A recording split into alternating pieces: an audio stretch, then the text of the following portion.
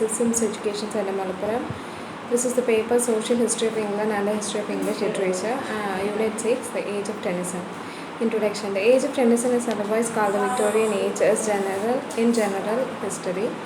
Victoria came to throne in 1837. Many writers added special distinction to her reign began their works. A fresh race in literature started while those of previous age, though still alive, had nothing to add to their production. There was personal quality and astonishing variety in the literature of the Age of Tennyson. The Age of Tennyson, മറ്റൊരു പേര് പറയുന്നത് Victorian age in general history. അപ്പോൾ Victoria ഭരണത്തിലേറിയത് 1837 പല ഒരുപാട് എഴുത്തുകാർ അവരുടെ ഒരു വ്യത്യസ്തമായിട്ടുള്ള ഒരു വർക്ക്സ് ഈ ഒരു വിക്ടോറിയ അധികാരത്തിലേറിയതിനു ശേഷം കാഴ്ചവെച്ചിട്ടുണ്ട്.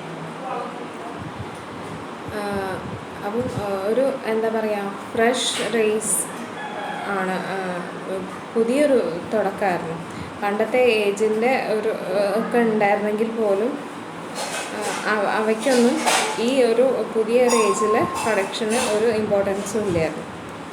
അതുപോലെ തന്നെ പേഴ്സണൽ ക്വാളിറ്റി ഉണ്ടായിരുന്നു, ഒരു പേഴ്സണൽ ക്വാളിറ്റി, അതുപോലെ തന്നെ ആശ്ചര്യപ്പെടുത്തുന്ന രീതിയിലുള്ള വെറൈറ്റി ഉണ്ടായിരുന്നു ഈ ടെനിസൻ്റെ ഏജിലെന്ന് പറയാം. Everywhere there was an embodiment of the spirit to Victorian England. The literature produced in any other time in the world's history, the complexity and the bewildering diversity of the period entered into its civilization. There were two dominant forces occupied the time. They are in the political and social spheres, the progress of democracy and the progress of science.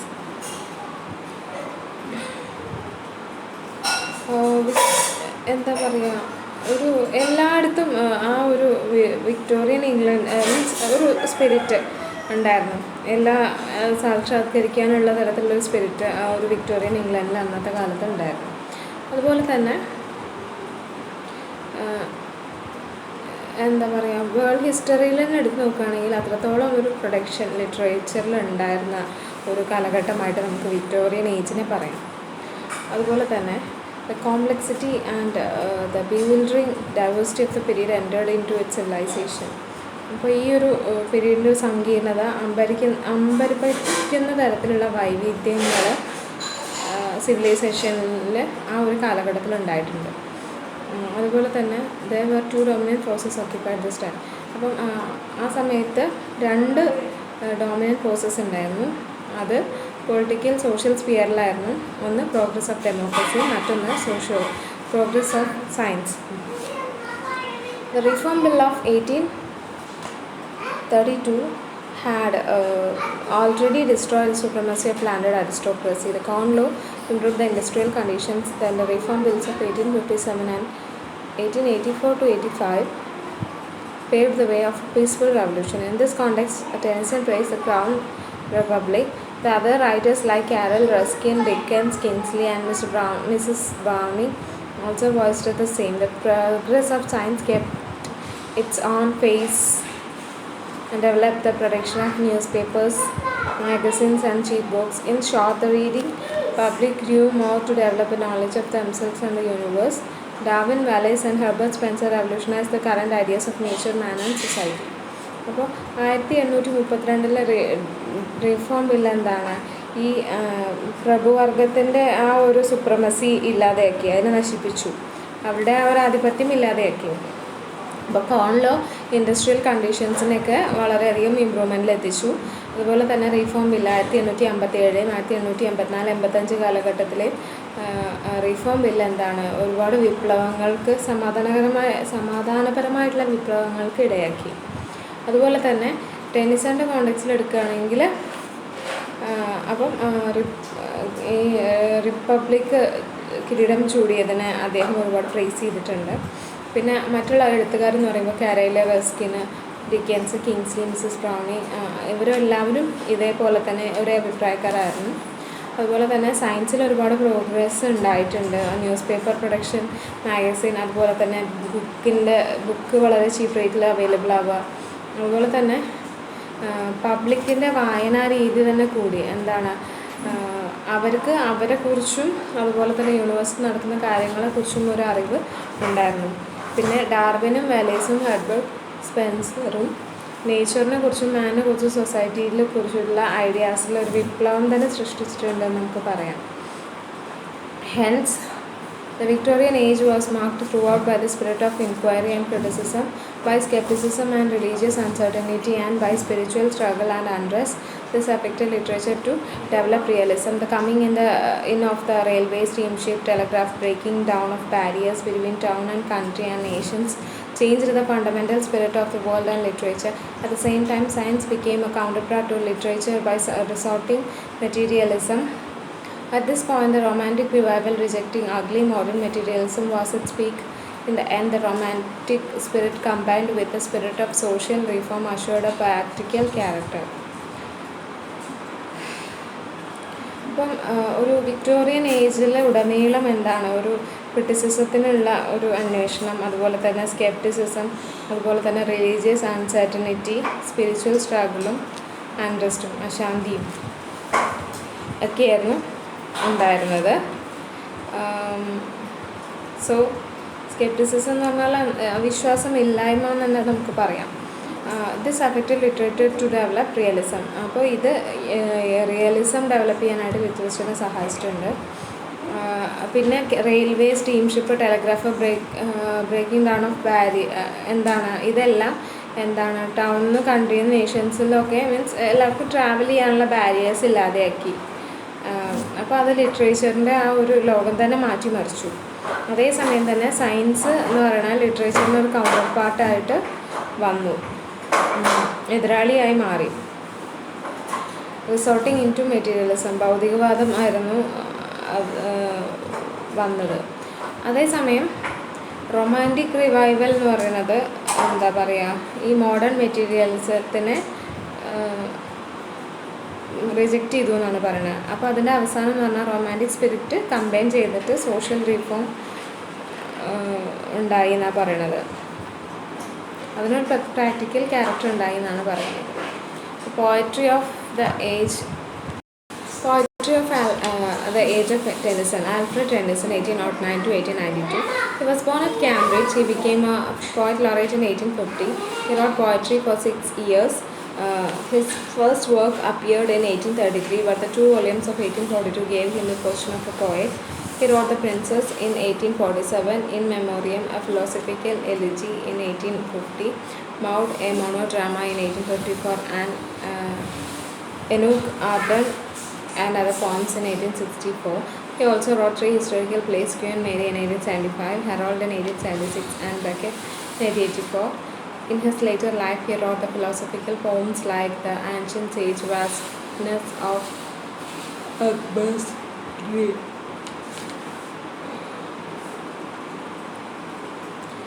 So അദ്ദേഹം കാംബ്രിഡ്ജിലാണ് ജനിച്ചത്. അദ്ദേഹം ഒരു ആസ്ഥാന കവിയായിട്ട് അദ്ദേഹത്തെ ഒരു ആസ്ഥാന കവിയായിട്ട് 1850 പ്രഖ്യാപിച്ചു. അദ്ദേഹം 6 വർഷത്തോളം കവിതകൾ എഴുതിയിട്ടുണ്ട്. അതിൽ ആദ്യത്തേത് അപ്പിയർ ചെയ്ത് 1833 പിന്നീട് 2 വോളിയൂംസ് 1842 ആണ് വന്നത്. അപ്പോൾ അദ്ദേഹം അങ്ങനെയാണ് ഒരു പോയറ്റ് എന്ന പൊസിഷനിൽ എത്തിയത്.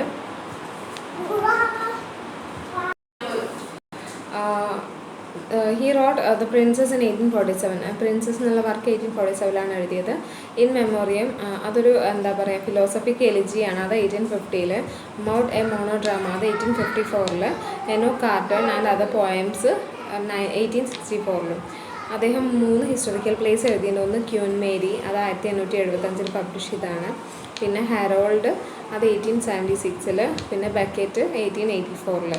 അദ്ദേഹത്തിൻ്റെ ലേറ്റർ ലൈഫ് എന്ന് പറയുന്നത് അദ്ദേഹം ഒരുപാട് ഫിലോസഫിക്കൽ പോയംസ് ഒക്കെയാണ് എഴുതിയിട്ടുള്ളത്. അതിന് എക്സാമ്പിളാണ് ആൻഷ്യൻ സേജ്, വാസ്നസ്, അക്ബേഴ്സ് ഡ്രീം ഇതൊക്കെ. Tennyson was an accomplished poet, noteworthy for his production and style. His mastery of language was simple, ornate, and with varied music. He was true representative of his age.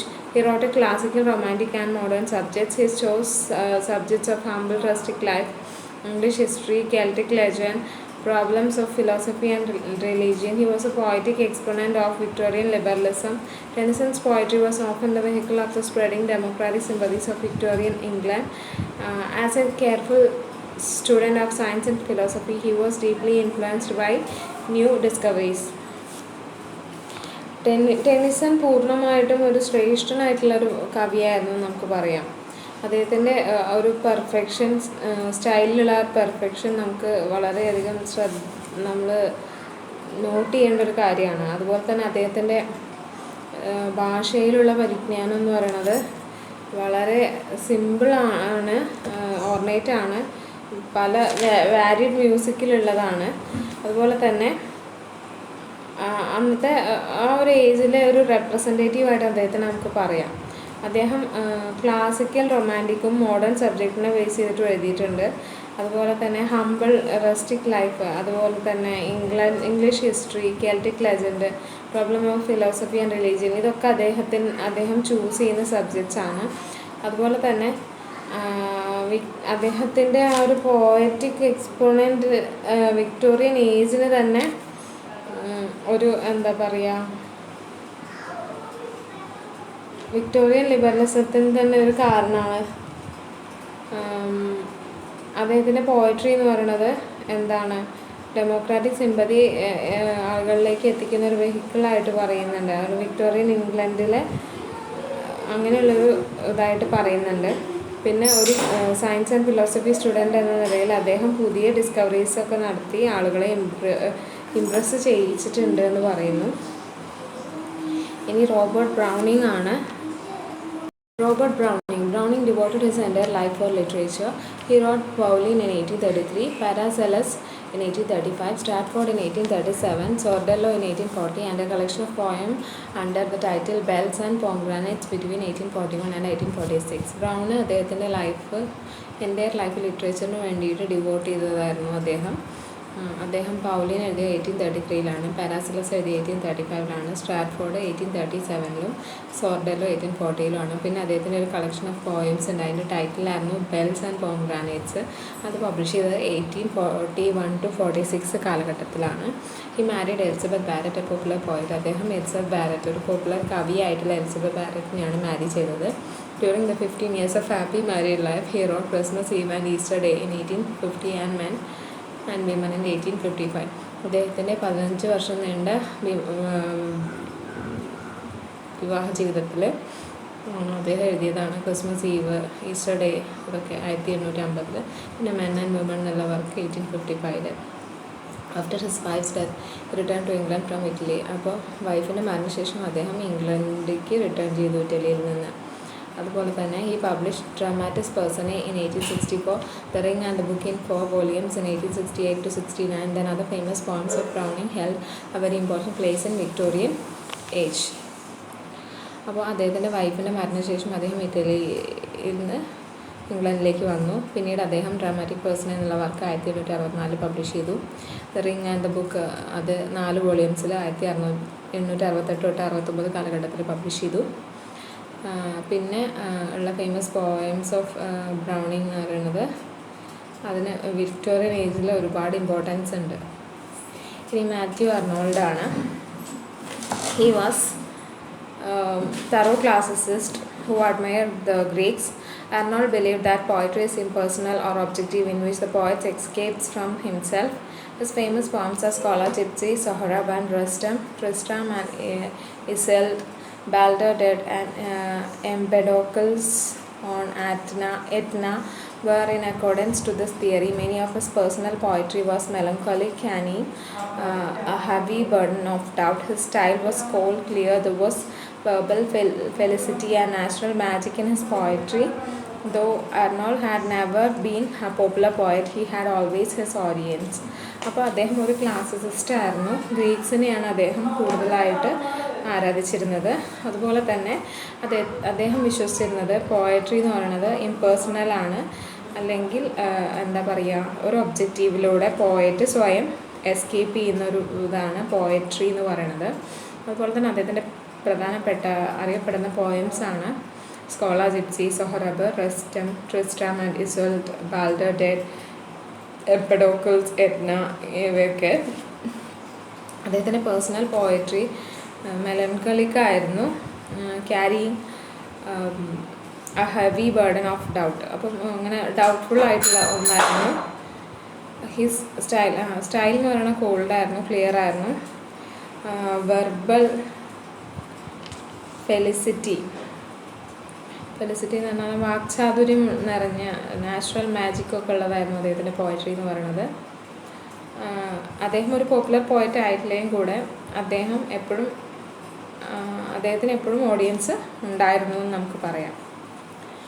The other poets of the age, Arthur Clough was a close associate of Arnold because in many ways both were spiritual kingsmen. അപ്പം Arthur ക്ലോയും അതുപോലെ തന്നെ അർണോൾഡും means close അസോസിയേഷനുള്ള രണ്ട് റൈറ്റേഴ്സായിരുന്നു. അപ്പം എന്തോ ഒരു relation അവർക്കിടയിലുണ്ടായിരുന്നു. The close poetry was stressed expression and verse of the moral and intellectual tendencies. He wrote many long poems. Among the famous poem is Poetry of October na Voyage. അപ്പോൾ ക്ലോയുടെ poetry എന്ന് പറയുന്നത് ഒരു നല്ലൊരു expression of വേഴ്സാണ്, morally intellectual ടെൻഡൻസീസൊക്കെ ഉള്ള ഒന്നാണ്. അദ്ദേഹം ഒരുപാട് long poems എഴുതിയിട്ടുണ്ട്. അദ്ദേഹത്തിൻ്റെ ഫേമസ് പോയമാണ് ബോഡി ഓഫ് ടോബർ നാ വോളിച്ച്. Elizabeth Barrett Browning, 1806 to 1861, was one of the greatest women writers of verse. അപ്പം ഇങ്ങനെ കവിതകൾ എഴുതുന്ന ഒരു ഗ്രേറ്റസ്റ്റ് വിമനായിട്ട് എലിസബത്ത് ബാരറ്റ് ബ്രൗണിങ്ങിനെ പറയാം. Poetry is marked by over emotionalism which leads to hysterical ends. അപ്പം ഭയങ്കര ഓവർ ഇമോഷണലാണ്, ഭയങ്കര തീവ്രമായിട്ടുള്ള അവസാനങ്ങളായിരുന്നു അവരുടെ പോയട്രിയുടെ പ്രത്യേകത എന്ന് പറയുന്നത്. അവരിങ്ങനെ ചില അബ്യൂസിങ് വേർഡ്സൊക്കെ യൂസ് ചെയ്തിരുന്നു. അപ്പം അതൊരു വൾഗാരിറ്റിക്ക് കാരണമായി എന്ന് പറയുന്നുണ്ട്. Har works on romanticism show the spirit of out going age. അപ്പോൾ അവരുടെ റൊമാൻറ്റിസിസത്തിലുള്ള വർക്ക്സ് ആ ഏജിൻ്റെ അപ്പുറത്തേക്ക് കടന്ന രീതിയിലുള്ളതായിട്ട് പറയാം. അതുപോലെ തന്നെ her works on romanticism show the spirit of out going age. Har famous works R Casa Guidi Windows, Cry of the Children, Aurora Lay and Sonnets from the Portuguese. അപ്പോൾ അവരുടെ ഫേമസ് വർക്ക്സ് എന്ന് പറഞ്ഞാൽ Casa Guidi windows, cry of the children, അതുപോലെ Aurora ലേ, പിന്നെ പോർച്ചുഗീസിൽ നിന്നുള്ള കുറച്ച് സോണറ്റ്സും. Dante Gabriel Rossetti was a painter poet who was a pioneer of the artistic movement called Pre-Raphaelitism. Rossetti had no involvement of his times and was called as an anachronism of those days. He was interested in the Dante's era and medieval ideas. This is expressed in his works like Blessed Damozel, Wordsworth, Vita Nuova and Paradiso. He was popular as a ballad writer and brought out the White Ship, Sister Hem and Eden Bower. He also wrote a series of songs under the title The House of Life. He had remarkable diction and rhyme. Christina Georgina Rossetti and William Morris brought out the influence of Rossetti to the world. അപ്പം അദ്ദേഹം ഒരു painter പോയറ്റായിരുന്നു. So അതുപോലെ തന്നെ അദ്ദേഹം ആണ് ഈ artistic movement ആയിട്ടുള്ള pre റാഫേലിസത്തിൻ്റെ start ചെയ്തത്. അതുപോലെ തന്നെ അദ്ദേഹത്തിന് എന്താ പറയുക, റോസറ്റി ഹാഡ് നോ, അപ്പോൾ അന്നത്തെ കാലത്ത് ഒരു ഇൻവോൾവ്മെൻറ്റും അദ്ദേഹത്തിന് ഉണ്ടായിരുന്നില്ല. അപ്പോൾ അദ്ദേഹം അറിയപ്പെട്ടിരുന്നത് കാലത്തിന് അനുസൃതമല്ലാത്ത ആ ഒരു ലൈഫാണ് എന്നുള്ളതാണ്. അതുപോലെ തന്നെ അദ്ദേഹം ഡാൻറ്റേസ് എറയിൽ ഇൻട്രസ്റ്റഡ് ആയിരുന്നു, മെഡീവൽ ഐഡിയാസിനോടൊക്കെ ഇൻട്രസ്റ്റഡ് ആയിരുന്നു. അദ്ദേഹത്തിൻ്റെ വർക്ക്സ് ആയിട്ടുള്ള ബ്ലെസ്ഡ് ഡാമോസൽ, വേർഡ്സ്വർത്ത്, വിറ്റ നുവ, പാരഡൈസോ ഇതൊക്കെ അദ്ദേഹത്തിൻ്റെ ഗ്രേറ്റസ്റ്റ് വർക്ക്സ് ആണ്. അതുപോലെ തന്നെ അദ്ദേഹം ഒരു ഫേമസ് ബാലാഡ് റൈറ്ററാണ്. അദ്ദേഹം എഴുതിയതാണ് white ship, sister Helen, Eden Bower എന്ന് പറയുന്നത്. അതുപോലെ തന്നെ അദ്ദേഹം ഒരു സീരീസ് ഓഫ് സോണറ്റ്സ് എഴുതിയിട്ടുണ്ട്. അതിൻ്റെ ടൈറ്റിലാണ് ദ ഹൗസ് ഓഫ് ലൈഫ് എന്ന് പറയുന്നത്. അതുപോലെ തന്നെ അദ്ദേഹത്തിന് നല്ല റിമാർക്കബിൾ ആയിട്ടുള്ള ഡിക്ഷനും റൈമും ഉണ്ട്. ക്രിസ്റ്റീന ജോർജീന റോസറ്റിയും അതുപോലെ തന്നെ വില്യം മോറിസുമാണ് റോസറ്റിയിലെ ഇൻഫ്ലുവൻസ് ലോകത്തിൽ തുറന്ന് കാണിച്ചത്. Algernon Charles Swinburne belonged to the romantic stock, though many other influences entered into his work. He wrote Greek tragedies and political poems. He also wrote long narrative poems which contained great passion and beauty. A good example for this is Tristram of Lyonesse. അപ്പോൾ Swinburne romantic സ്റ്റോക്കിൽ ഉൾപ്പെടുന്ന അതാണ്. അദ്ദേഹം Greek ട്രാജഡീസും political പോയംസാണ് കൂടുതലായിട്ട് എഴുതിയിട്ടുള്ളത്. അതുപോലെ തന്നെ long narrative poems എഴുതിയിട്ടുണ്ട്, ഗ്രേറ്റ് പാഷനും ബ്യൂട്ടിയും ഒക്കെ ഉള്ള. അതിന് എക്സാമ്പിളാണ് ട്രിസ്ട്രാം ഓഫ് ലയനീസ് എന്ന് പറയുന്നത്. There minor poets of the age of Tennyson who contributed to literature. They are Sir Henry Taylor, Robert Stephen Hawker, Edward Fitzgerald, who translated the Persian poet Omar Khayyam, Rubaiyat, Martin Falkner Tupper, Philip James Bailey, Alexander Smith and James Thomson. അപ്പോൾ അന്നത്തെ minor poets എന്ന് പറയുന്നത് അവരും ഒരുപാട് contributions നൽകിയിട്ടുണ്ട്. ഒന്ന് sir Henry Taylor, പിന്നെ Robert Stock Hawker, Edward FitzGerald. അദ്ദേഹമാണ് പേർഷ്യൻ പോയറ്റായ ഒമർ ഖയ്യാമിൻ്റെ റുബൈയാസ് ഒക്കെ ട്രാൻസ്ലേറ്റ് ചെയ്തിട്ടുള്ളത്. അതുപോലെ തന്നെ Martin Farquhar Tupper, Philip James Bailey, Alexander Smith, James തോംസണൊക്കെ അന്നത്തെ കാലത്തെ മൈനർ പോയറ്റ്സ് ആണ്. ഇനി പ്രോസിനെ കുറിച്ച് പറയുകയാണെങ്കിൽ Thomas Carlyle was the greatest moral force of the modern world. His prose was greatly considered in literature. He was educated at Edinburgh University. He was suffered from acute dyspepsia. In 1825, he published his admirable Life of Schiller. He contributed much to magazines on subjects connected with German literature. He brought out French Revolution in 1837. His lectures and heroes and hero worship and the past of present were famous. He published the letters of speech of Oliver Cromwell in 1845, later day pamphlets in 1850, the life of John Sterling in 1851, history of Frederick the Great in 2 volumes between 1858 and 1865, was buried in Westminster Abbey. അപ്പോൾ അദ്ദേഹം ഒരു എന്താ പറയുക, modern വേൾഡിലെ ഒരു greatest moral force ആയിട്ട് നമുക്ക് അദ്ദേഹത്തെ പറയാം. അദ്ദേഹത്തിൻ്റെ പ്രോസ് ലിറ്ററേച്ചറിൽ ഒരുപാട് കൺസിഡർ ചെയ്യപ്പെട്ടിട്ടുള്ള ഒന്നാണ്. അദ്ദേഹം എഡ്യൂക്കേഷൻ കംപ്ലീറ്റ് ചെയ്തത് എഡിൻബർഗ് യൂണിവേഴ്സിറ്റിയിലാണ്. അദ്ദേഹത്തിന് വളരെ എന്താ പറയുക, കഠിനമായിട്ടുള്ള ഡിസ്പെപ്സിയ ഉണ്ടായിരുന്നു. ഇൻ 1825 അദ്ദേഹം ലൈഫ് ഓഫ് സ്കില്ലർ എന്നുള്ള വർക്ക് പബ്ലിഷ് ചെയ്തത്. അദ്ദേഹം മാഗസിനിലൊക്കെ ഒരുപാട് കോൺട്രിബ്യൂഷൻസ് നൽകിയിട്ടുണ്ട്, അത് ജർമ്മൻ ലിറ്ററേച്ചറായിട്ട് കണക്ട് ചെയ്തിട്ട്. അതുപോലെ തന്നെ ഫ്രഞ്ച് റെവല്യൂഷൻ കൊണ്ടുവന്ന 1837 പിന്നെ അദ്ദേഹത്തിൻ്റെ ലെക്ചേഴ്സ് ആയിട്ടുള്ള heroes, hero worship, past and അത് പാസ്റ്റിലും പ്രസൻറ്റിലും ഫേമസ് ആയിട്ടുള്ള ഒന്നാണ്. He publish the letters of speeches of Oliver ക്രോമലിൻ്റെ ലെറ്റർ ഓഫ് സ്പീച്ചസ് അദ്ദേഹം പബ്ലിഷ് ചെയ്തു 1845. പിന്നീട് പാംപ്ലെറ്റ്സ് 1850, പിന്നെ ലൈഫ് ഓഫ് ജോൺ സ്റ്റെർലിംഗ് 1851. അപ്പോൾ history of Frederick the Great എന്ന് പറയുന്നത് 2 വോളിയത്തിലാണ്. അത് പബ്ലിഷ് ചെയ്തത് 1858-1865 കാലഘട്ടത്തിലാണ്. അദ്ദേഹത്തിന് ബറി ചെയ്തിട്ടുള്ളത് വെസ്റ്റ്മിൻസ്റ്റർ ആബിയിലാണ്. അദ്ദേഹത്തിൻ്റെ പ്രോസ് എന്ന് പറയുന്നത് അതിന് കംപ്ലീറ്റ് എന്താ പറയുക, ഫുൾ ഓഫ് വൊക്കാബുലറിയാണ്. അതുപോലെ തന്നെ സെൻറ്റൻസിൻ്റെ കൺസ്ട്രക്ഷൻ സ്ട്രെയിഞ്ച് ആണ്. അതുപോലെ തന്നെ പെട്ടെന്നുള്ള ടേൺസ്, അതുപോലെ തന്നെ അപ്പോസ്ട്രോഫീസും എക്സ്ക്ലമേഷൻസും ഒക്കെ ഉണ്ട് അതിൽ. He was basically A Puritan. അദ്ദേഹം ഒരു പ്യൂരിറ്റൻ ആയിരുന്നു. അപ്പോൾ ഹിസ്റ്ററി എന്ന് പറയുന്നത് അദ്ദേഹത്തിൻ്റെ ബൈബിളും അതുപോലെ തന്നെ ദൈവത്തിൻ്റെ പുനരുജ്ജീവനം ആണ്, മറ്റുള്ളവരുമായിട്ടുള്ള ആ ഒരു ബന്ധമൊക്കെയാണ് അദ്ദേഹം പറയുന്നത്. പിന്നെ പറയുന്നതാണ് John Ruskin. He was born in London. John Ruskin. He was born in London. Ruskin's prose had weaker originality, his influence on art, letters and life, and the range of beauty. He was educated at Oxford. He wrote modern painters, the 7 of Venice in many volumes. The study of history and social conditions is brought out in the 2 pathos. The other famous works for him are Unto This Last, Mundry Pulveris, Time and Tide by Weir and Tyre, Fox Clavigera, Sea and M, and Lilies and the Crown of Wild Olive. Ruskin's writings may be divided into 2 categories. One is the writings on the art and other of the social, economical and ethical questions. He had some demerits too. He was whimsical, irritating and dogmatic. He had a special style of word painting which made him famous. അപ്പോൾ അദ്ദേഹം ജനിച്ചത് ലണ്ടനിലാണ് Ruskin.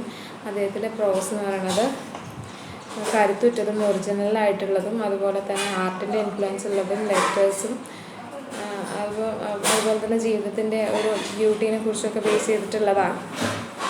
അദ്ദേഹം education complete ചെയ്തത് ഓക്സ്ഫോർഡിലാണ്. അദ്ദേഹം എഴുതിയതാണ്. Modern painters, seven of Venice പല വോളിയൂംസിലുണ്ട്. പിന്നെ അദ്ദേഹം ഹിസ്റ്ററിയാണ് പഠിച്ചിട്ടുള്ളത്. സോഷ്യൽ കണ്ടീഷൻസ് ഒക്കെ അദ്ദേഹത്തിൻ്റെ വർക്കായിട്ടുള്ള 2 പാത്തോസിൽ കൊണ്ടുവന്നിട്ടുണ്ട്. പിന്നെയുള്ള ഫേമസ് വർക്ക് പറയുന്നത് unto his last Munera Pulveris, time and tide by Weare and Tyne, Fors Clavigera, sesame and lilies and the crown of the wild olive. റസ്കിൻ്റെ writings എന്ന് പറയുന്നത് 2 കാറ്റഗറിയായിട്ട് divide ചെയ്തിട്ടുണ്ട്. ഒന്ന് social economical, ഒന്ന് ആർട്ടിനെ base ചെയ്തിട്ടും മറ്റത് social economical എത്തിക്കൽ ക്വസ്റ്റ്യൻസിനെ base ചെയ്തിട്ടും. അദ്ദേഹത്തിന് ചില ഡിമെറിറ്റ്സ് ഉണ്ടായിരുന്നു. അദ്ദേഹം ഭയങ്കര വിചിത്രമായിട്ടുള്ള അസ്വസ്ഥത ഉണ്ടാക്കുന്ന സ്വഭാവക്കാരനായിട്ടുള്ള സിദ്ധാന്തം പറയുന്ന അങ്ങനെയുള്ള ഒരാളായിരുന്നു. അപ്പോൾ അദ്ദേഹത്തിന് special style of word painting അറിയാമായിരുന്നു. അത് അദ്ദേഹത്തിനെ ഫേമസ് ആക്കി. പിന്നീടാണ് തോമസ് ബാബിങ്ടൺ മാക്വലെ വരുന്നത്. It is through Carlyle and Macaulay a revised judgement of history is adopted. അപ്പോൾ കരയിലെയും മാക്വലയുടെയും കൂടെയാണ് ഒരു റിവൈസ്ഡ് ജഡ്ജ്മെൻറ്റ് വന്നത് ഹിസ്റ്ററി അഡോപ്റ്റ് ചെയ്യുന്നതിൽ. Carlyle had a brilliant academic record at Cambridge. കാരലിന് ഒരു നല്ലൊരു അക്കാഡമിക് റെക്കോർഡുണ്ട് കാംബ്രിഡ്ജിൽ. He wrote an essay on Milton in the Edinburgh Review in 1825. അദ്ദേഹം എഡിൻബർഗ് റിവ്യൂവിൽ 1825 ഒരു എസ്സേ എഴുതിയിട്ടുണ്ട്. He studied law, entered into the House of Commons and earned a reputation as an orator and statesman. He was in India and a legal advisor to Supreme Council. His chief work was History of England from the accession of James II. This was written in 5 volumes. At the issue of the 5th volume, he died in 1859. Macaulay was not a great thinker or literary critic. As a biographer and historian, often he made sweeping statements, but his achievements are still remarkable. His history is an attractive piece of historical narrative in language. അദ്ദേഹം law ആണ് പഠിച്ചിട്ടുള്ളത്. പിന്നീട് house of കോമൺസിൽ enter ചെയ്തു. പിന്നെ അദ്ദേഹം ഒരു ഒറേറ്ററും സ്റ്റേറ്റ്സ്മാനുമായി. Orator എന്ന് പറഞ്ഞാൽ പ്രാസംഗികൻ, സ്റ്റേറ്റ്സ്മാൻ എന്ന് പറഞ്ഞാൽ രാഷ്ട്രതന്ത്രജ്ഞൻ. അതുപോലെ തന്നെ അദ്ദേഹം ഇന്ത്യയിലെ ലീഗൽ അഡ്വൈസറായിട്ട് സുപ്രീം കൗൺസിലിൽ വർക്ക് ചെയ്തിരുന്നു. പിന്നെ അദ്ദേഹത്തിൻ്റെ ചീഫ് വർക്ക് എന്ന് പറയുന്നത് history of England from the accession of James to ആണ്. അത് 5 വോളിയത്തിലാണ് എഴുതിയിട്ടുള്ളത്. അപ്പോൾ 5ാമത്തെ വോളിയത്തിൻ്റെ ഇഷ്യൂവിന് സമയത്ത് 1859 അദ്ദേഹം മരിക്കുന്നത്. ഒരു ഗ്രേറ്റ് തിങ്കറോ ക്രിട്ടിക്കോ ഒന്നും അല്ലെങ്കിൽ പോലും അദ്ദേഹം ഒരു ബയോഗ്രാഫർ, ഹിസ്റ്റോറിയൻ എന്ന നിലയിൽ ഒരുപാട് സ്റ്റേറ്റ്മെൻറ്റ്സ് ഉണ്ടായിട്ടുണ്ട്. അതുപോലെ തന്നെ അദ്ദേഹത്തിൻ്റെ അച്ചീവ്മെൻറ്റ്സ് എന്താണ് എന്നും ഓർമ്മയിൽ നിൽക്കുന്ന ഒന്നാണ്. അദ്ദേഹത്തിൻ്റെ ഹിസ്റ്ററി എന്ന് പറയുന്നത് ഹിസ്റ്റോറിക്കൽ നറേറ്റീവിൻ്റെ ഒരു അട്രാക്റ്റീവ് പീസായിട്ട് നമുക്ക് പറയാം. ഇനി മാത്യു അർണോൾഡാണ്. Apart from apart from writing of poetry, Arnold indulged in prose writing too. His prose falls into 2 divisions. One speaks about literature and other about life. His writings on literature include essays and criticism, mixed essays and Oxford lecturers on translating Homer. His writing on life are culture and anarchy, friendship's garland. He dealt theology in literature and dogma and God and the Bible. His prose had lucidity, grace and charm. He had the power to use memorable phrases in his writings. അപ്പോൾ poetry എഴുതുന്നതിലുപരി അദ്ദേഹം പ്രോസ് റൈറ്റിങ്ങിലും ഉൾപ്പെട്ടിരുന്നു. അതുപോലെ തന്നെ അദ്ദേഹത്തിൻ്റെ പ്രോസ് 2 division വരുന്നുണ്ട്. ഒന്ന് ലിറ്ററേച്ചറിനെ കുറിച്ച് പറയുന്നത്, മറ്റത് ജീവിതത്തിനെ കുറിച്ച് പറയുന്നത്. അപ്പോൾ അതിൽ എസ്സേസ് ഓഫ് ക്രിറ്റിസിസം വരുന്നുണ്ട്, മിക്സ്ഡ് എസ്സേസ് വരുന്നുണ്ട്, ഓക്സ്ഫോർഡ് ലെക്ചേഴ്സ് വരുന്നുണ്ട്, അതുപോലെ തന്നെ ട്രാൻസ്ലേറ്റിംഗ് ഓഫ് ഹോമർ വരുന്നുണ്ട്. പിന്നെ അദ്ദേഹത്തിൻ്റെ റൈറ്റിങ്സ് എന്താണ്, ലൈഫിനെ കുറിച്ചുള്ള കൾച്ചർ ആൻഡ് അനാർക്കി, ഫ്രണ്ട്ഷിപ്പ് ഗാർലാൻഡൊക്കെ. പിന്നെ തിയോളജി ഇൻ ലിറ്ററേച്ചർ, അതുപോലെ ഡോഗ്മ ആൻഡ് ഗോഡ് ആൻഡ് ബൈബിളൊക്കെ ഇത് കണ്ടൻ്റായി വരുന്നുണ്ട്. അദ്ദേഹത്തിൻ്റെ പ്രോസ് എന്ന് പറയുന്നത് ലളിതമായിട്ടുള്ളതും ആകർഷകമായിട്ടുള്ളതാണ്. അതുപോലെ തന്നെ അദ്ദേഹത്തിൻ്റെ പവർ എന്ന് പറയുന്നത് മെമ്മറബിൾ ഫ്രേസസ് യൂസ് ചെയ്യാനുള്ളൊരു പവർ ഉണ്ടായിരുന്നു അദ്ദേഹത്തിന് എഴുത്തുകളിലൊക്കെ. The other prose writers of the age are Henry Thomas Buckle, Edward Augustus Freeman, James Anthony Froude, Samuel Rawdon Gardner, William Edward Hornpool, Lecky, John Richard Green, John Addington Symonds, Walter Horatio Pater, Sir Leslie Stephen, John Tyndall, Thomas Henry Huxley, John Henry Newman and John Richard Jefferies. അപ്പോൾ പിന്നെയുള്ള prose റൈറ്റേഴ്സാണ് Henry Thomas Buckle, Edward August Freeman, James Anthony Froude, Samuel Rawson Gardiner, William Edward Hartpole, Lecky, John Richard Green, John Addington Symonds, Walter Horatio Pater, Sir Leslie Stephen, John Tyndall, Thomas Henry Huxley, John Henry Newman, John Richard Jeffries. പിന്നെ നോവലിനെ കുറിച്ച് പറയുകയാണെങ്കിൽ the novel, taking into itself a very large part of the creative energy of the time, a novel becomes a vehicle of ideas and means of amusement. Writers used the novel to their general criticism of life. It reached the largest possible body of readers. The spread of science made the novel realistic and analytical. Democracy made the novel social and humanitarian. Often the novel revealed the powerful influence of the Romantic Revival. The Victorian novel was the index of many-sided interest and conflicting elements. Thus, for example, there was output of novels of the sea life, military life, high life, middle class life, low life, criminal life, industrial life, political life, artistic life, lyrical life, and so on. The three chief novelists of the time are Dickens, Thackeray, and George Eliot. അപ്പം എന്താ novel എന്ന് പറയുന്നത് എന്താണ്, ഒരു vehicle of idea അല്ലെങ്കിൽ means of amusement ആയിട്ട് അന്നത്തെ കാലത്ത് നമുക്ക് പറയാനായിട്ട് അറിയാം. മീൻസ് അന്നത്തെ കാലത്ത് ഒരു ക്രിയേറ്റീവ് എനർജി നൽകുന്ന ഒന്നായിരുന്നു നോവൽ എന്ന് പറയുന്നത്. അതിൻ്റെ ഏറ്റവും പോസിബിൾ ആയിട്ടുള്ള ഒരു ബോഡിയിൽ റീഡേഴ്സിന് മുമ്പിൽ എത്തിയിട്ടുണ്ട്. സയൻസിൻ്റെ സ്പ്രെഡ് നോവലിനെ റിയലിസ്റ്റിക്കും അനലിറ്റിക്കലും ആക്കി.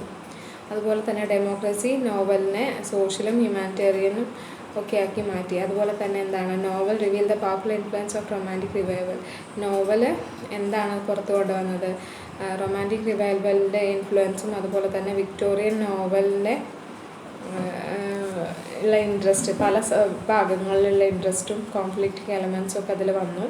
ഇപ്പോൾ എക്സാമ്പിൾ പറയുകയാണെങ്കിൽ ഇപ്പം നോവൽസിൽ sea life, military life, high life, middle class life, low life, criminal life, industrial life, ഇങ്ങനെയുള്ള കാര്യങ്ങളൊക്കെ വന്നു. അന്നത്തെ കാലത്ത് 3 ഫേമസ് നോവലിസ്റ്റുകളായിരുന്നു, താക്കറേയും ഡിക്കൻസും ജോർജ് എലിയറ്റും. Charles Dickens was born near Portsea. He became popular with the Pickwick Papers. At the age of 25, he had placed among the most popular novelists of English. His works fall into 2 chronological divisions: novels Pickwick, Nicola Nickleby, Martin Chuzzlewit, Dompey and Son, and David Copperfield were written between 1837 and 1815. And the second set of novels, Black House, Little Dorrit, A Tale of Two Cities, Great Expectations, Our Mutual Friend, and The Unfinished Edwin Drood, was written between 1852 to 1865. അദ്ദേഹം Charles Dickens ജനിച്ചത് പോർട്സിയിലാണ്. അദ്ദേഹം പോപ്പുലറായത് അദ്ദേഹത്തിൻ്റെ പിക്വിക് papers എന്നുള്ള വർക്കിലൂടെയാണ്. 25-ാമത്തെ വയസ്സിൽ തന്നെ ഇംഗ്ലീഷിലെ ഏറ്റവും പോപ്പുലറായ നോവലിസ്റ്റുകളിൽ ഒരാളായിട്ട് അദ്ദേഹം മാറി. 2 ക്രോണോളജിക്കൽ ഡിവിഷൻസാണ് അദ്ദേഹത്തിൻ്റെ വർക്ക്സിനുണ്ടായിരുന്നത്. ഒന്ന് നോവൽസായിട്ടുള്ള Pickwick, Nicholas Nickleby, Martin Chuzzlewit, Dombey, son and son, David Copperfield. ഇതൊക്കെ 1837-1850 കാലഘട്ടത്തിലും. രണ്ടാമത്തെ സെറ്റ് എന്ന് പറയുന്നത് Bleak House, Little Dorrit, tale of two cities, great expectation, our mutual friend, ഇതൊക്കെ. അതുപോലെ തന്നെ അൺഫിനിഷ്ഡ് ആയിട്ടുള്ള വർക്കായിട്ടുള്ള എഡ്വിൻ ഡ്രൂഡൊക്കെ 1852-1865 കാലഘട്ടങ്ങളിൽ എഴുതിയിട്ടുള്ളതാണ്. Dickens had humour, descriptive power and vitality. His characterisation was remarkable. Dickens' demerit was his over-emotion. He loved melodrama. His novels are humanitarian. He was a novelist with purpose. അദ്ദേഹത്തിൻ്റെ വർക്കിൽ humour, descriptive power, അതുപോലെ തന്നെ വൈറ്റാലിറ്റിയും ഉണ്ടായിരുന്നു. അദ്ദേഹത്തിൻ്റെ characterisation എന്ന് പറയുന്നത് നമ്മൾ remarkable ആയിട്ടുള്ള ഒന്നാണ്. അദ്ദേഹത്തിൻ്റെ ഡീമെറിറ്റ് എന്ന് പറയുന്നത് ഓവർ ഇമോഷനാണ്. അദ്ദേഹം മെലോഡ്രാമ ഇഷ്ടപ്പെട്ടു. അദ്ദേഹത്തിൻ്റെ നോവൽസൊക്കെ ഹ്യൂമാനിറ്റേറിയൻ ആണ്. അതുപോലെ തന്നെ അദ്ദേഹത്തിന് ഒരു ലക്ഷ്യമുണ്ടായിരുന്ന, ഒരു പർപ്പസോട് കൂടിയുള്ള ഒരു നോവലിസ്റ്റായിട്ട് അദ്ദേഹത്തിന് നമുക്ക് പറയാം. ഇനി വില്യം മാക്പീസ് താക്കറെ ആണ്. When Dickens was writing about the middle class, Thackeray attempted to present the society of clubs, drawing rooms, and well-to-do.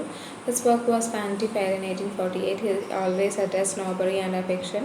He also wrote Barry Lyndon, Pendennis, Mount, The Newcomes, The Virginians, and Philip. His work was full of satire and ferocious time.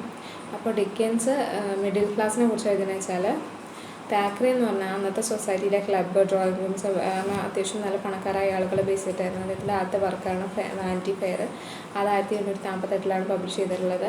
അതിൽ അദ്ദേഹം സ്നോബറിയൊക്കെ attach ചെയ്തിട്ടുണ്ട്. അതുപോലെ തന്നെ അദ്ദേഹം എഴുതിയിട്ടുള്ള വർക്കാണ് ബാരി Lyndon, പെൻഡിസ്, എസ്മൗണ്ട്, ന്യൂകംസ്, വെർജിയൻസ് and Philip. അദ്ദേഹത്തിൻ്റെ വർക്ക്സിലൊക്കെ full സറ്റയറും ഭയങ്കരമായിട്ടുള്ള ഒരു സമയമായിരുന്നു. The actor always centered his characters. His characterization overcomes all faults of technique. He wrote colloquial prose. His Henry Esmond, written in 1852, was one of the finest historical novels in the English language. അപ്പോൾ ക്യാരക്ടേഴ്സിനെ centre ചെയ്തിട്ടാണ് അദ്ദേഹം വർക്കുകൾ എഴുതിയിട്ടുണ്ടായിരുന്നത്. അപ്പോൾ technical ഫോൾസൊക്കെ അദ്ദേഹം ക്യാരക്ടറൈസേഷനിലൂടെ overcome ചെയ്തിരുന്നു. ഒരു colloquial പ്രോസിലാണ്, വാമൊഴി സംബന്ധിച്ച രീതിയിലുള്ള ഇതിലാണ് അദ്ദേഹം എഴുതിയിട്ടുള്ളത്. അദ്ദേഹത്തിൻ്റെ ഹെൻറി എസ്മോണ്ട് 1852 എഴുതിയിട്ടുള്ളതാണ്. അതൊരു ഇംഗ്ലീഷ് ലാംഗ്വേജിൽ തന്നെ ഒരു ഫൈനസ്റ്റ് ഹിസ്റ്റോറിക്കൽ നോവലായിട്ട് നമുക്ക് പറയാം. George Eliot. She was born near Newton. She wrote under the pen name Mary Vance. Her novels were moral and philosophical. Her works went round the old-fashioned provincial life. She wrote Romola, Adam Bede, The Mill of Flowers, Silas Marner and Middlemarch. She represented the men and manners in Midland village and the country town in her novels. She was always connected with the scientific tendencies of her age. George Eliot was a great thinker. Her novels were great essays on life. All her works brought out the struggle between higher and lower life. Her books were profoundly sad. George Eliot ജനിച്ചത് ന്യൂവാറ്റണിലാണ്. അവർ Mary Evans എന്നുള്ള pen നെയിമിൽ തുലികാനാമത്തിലാണ് എഴുതിയിരുന്നത്. അവരുടെ novels എന്ന് പറയുന്നത് മോറലും ഫിലോസഫിക്കലും ആയിരുന്നു. ഈ ഓൾഡ് ഫാഷൻ പ്രൊഫഷണൽ ലൈഫായിരുന്നു അവരുടെ നോവൽസിൽ കാണാവുന്ന ഒന്ന്. അതുപോലെ തന്നെ അവരെഴുതിയ വർക്കാണ് Romola, Adam Bede, mill of the Floss, Silas Marner, Middlemarch ഒക്കെ. അപ്പം മിഡ്ലാൻഡ് വില്ലേജിലുള്ള ആളുകളും അവരുടെ ഒരു സ്വഭാവങ്ങളും അവിടുത്തെ ടൗണും ഒക്കെയായിരുന്നു അവരുടെ നോവൽസിൽ കാണാനായിട്ട് കഴിയാം. Scientific tendencies of our age അതിനെ കണക്റ്റഡ് ആയിട്ട് എഴുതിയിരുന്നു. അവരൊരു ഗ്രേറ്റ് തിങ്കർ ആയിരുന്നു. അപ്പം അവരുടെ നോവൽസ് എന്ന് പറയുന്നത് ജീവിതത്തിനെ കുറിച്ചുള്ള എസ്സേസ് ആയിട്ട് പറയാം. അവരുടെ വർക്ക് എന്താണ്, ഹയർ ലോവർ ലൈഫിന് ഇടയിലുള്ള സ്ട്രഗിൾസൊക്കെ ആണ് അതിൽ കാണാൻ കഴിയുക. അപ്പോൾ ബുക്സൊക്കെ വളരെ സാഡായിട്ടുള്ള ഒന്നായിരുന്നു. ഇനി ബ്രോണ്ടേസ് ആണ്. Sisters Charlotte Brontë 1816 to 1855 and Emily Bronte 1818 to 1848 were the important figures in painting personal sufferings with passion. Charlotte wrote The Professor, Jane Eyre, Shirley and Villette. Emily wrote Wuthering Heights, an unique novel in English literature. അപ്പോൾ Bronte sisters ആണ്, Charlotte ബ്രോണ്ടയും Emily ബ്രോണ്ടയും. അവർ personal sufferings ആയിരുന്നു എഴുതിയിരുന്നത്. Charlotte ബ്രോണ്ടയുടെ വർക്ക്സാണ് Professor, Jane Eyre, Shirley, Villette ഒക്കെ പറയുന്നത്. അതുപോലെ തന്നെ എമിലിയുടെ ഒരു ഇംഗ്ലീഷ് ലിറ്ററേച്ചറിൽ തന്നെ ഒരു ഫേമസ് ആയിട്ടുള്ള യുണീക്ക് ആയിട്ടുള്ള നോവലാണ് വുതറിംഗ് ഹൈറ്റ്സ് എന്ന് പറയുന്നത്. The other novelists of the age. There were the other novelists of the period who contributed works of importance. They are Frederick Marryat, Lord Lytton, Earl of Beaconsfield, George Borrow, Charles Reid, Anthony Trollope, Charles Kingsley, William Wilkie Collins, Blackmore, Sir Walter Besant, George Meredith. R.L. Stevenson was popular among these writers. His Treasureland is a masterpiece. The development of literary form and style of the period, the Victorian era or the age of Tennyson, was highly productive of literature of quality and merit. The novel had the highest place of the time. The writers of the age created much based on the former models, and the wide range of style had been a characteristic feature of this age. അപ്പം പിന്നെയുള്ള നോവലിസ്റ്റുകൾ എന്ന് പറയുമ്പോൾ Frederick Marryat, Lord Lytton, Earl of Beaconsfield, George Borrow, Charles Reade, Anthony Trollope, Charles Kingsley, William Wilkie Collins, Blackmore, Sir Walter Besant, George Meredith ഒക്കെ. അതിൽ ഏറ്റവും famous R.L. Stephenson ആണ്. അദ്ദേഹത്തിൻ്റെ ട്രഷർ ഐലൻഡ് ഒക്കെ ഒരു മാസ്റ്റർ പീസ് ആണെന്ന് പറയാം. അപ്പോൾ ലിറ്റററി ഫോം ആൻഡ് സ്റ്റൈലിൻ്റെ ഡെവലപ്മെൻറ്റ് എന്ന് പറയുമ്പോൾ വിക്ടോറിയൻ എറയെ അല്ലെങ്കിൽ ഏജ് ഓഫ് ടെന്നിസൺ എന്താണ്, ലിറ്ററേച്ചർ നല്ല ക്വാളിറ്റി മെറിറ്റോട് കൂടിയുള്ള പ്രൊഡക്ഷൻസ് നടന്നിട്ടുണ്ട്. അതുപോലെ തന്നെ നോവലിനാണ് കൂടുതൽ പ്രാധാന്യം ഉണ്ടായിരുന്നത്. Writers of age created much base formal മോഡൽസിനെ ബേസ് ചെയ്തിട്ടായിരുന്നു വർക്ക്സൊക്കെ. അതുപോലെ തന്നെ വൈഡ് റേഞ്ച് ഓഫ് സ്റ്റൈലാണ് അന്നത്തെ ക്യാരക്ടറിസ്റ്റിക്സ് എന്ന് പറയാം. കൺക്ലൂഷനാണ്, with the immense production of literature the age could not produce a supreme writer. The general literary level was high. The age had intellectual aspiration and noble endeavour. അപ്പം ഒരു ലിറ്ററേച്ചറിൽ ഒരുപാട് productions ഉണ്ടായി, പക്ഷെ ഒരു സുപ്രീം റൈറ്ററിനെ നമുക്ക് അവിടെ പറയാൻ കഴിയില്ല. ലിറ്റററി ലെവലൊക്കെ ഹൈ ആയിരുന്നു, പക്ഷേ ഇൻ്റലക്ച്വൽ ആസ്പിറേഷനും നോബിൾ എഫേർട്ടും ഒരുപാട് പരിശ്രമങ്ങളൊക്കെ അന്നത്തെ കാലത്ത് ഉണ്ടായിരുന്നു. So okay, thank you.